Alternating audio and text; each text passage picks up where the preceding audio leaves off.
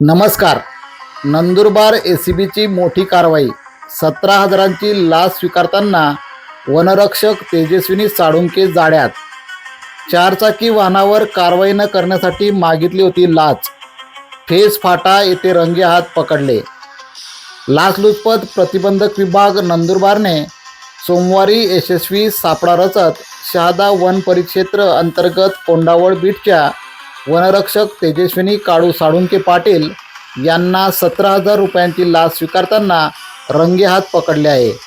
मिळालेल्या माहितीनुसार तक्रारदार हे फेस ग्रामपंचायतीच्या परवानगीने ग्रामपंचायत हद्दीतील शेती बांधावरील व माळ रानावरील काटेरी बाभूळ झाडे तोडून चारचाकी वाहनाद्वारे गुजरात राज्यात विक्रीसाठी नेत होते.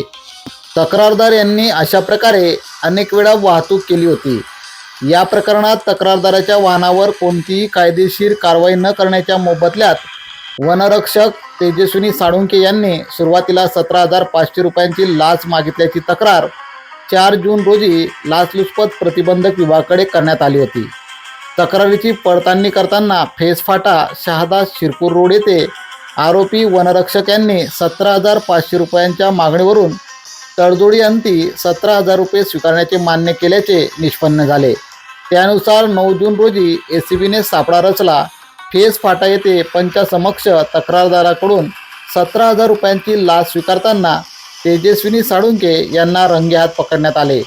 आरोपीची अंगझडतीत 17,000 रुपयांची रक्कम प्राप्त झाली. तसेच त्यांचा मोबाईलही जप्त करण्यात आला असून घरची झाडाझडती सुरू आहे. या प्रकरणी सारंगखेडा पोलीस ठाण्यात भ्रष्टाचार प्रतिबंध अधिनियम 1988च्या कलम 7 गुन्ह्याची नोंद करण्याची प्रक्रिया सुरू असून आरोपीला ताब्यात घेण्यात आले आहे.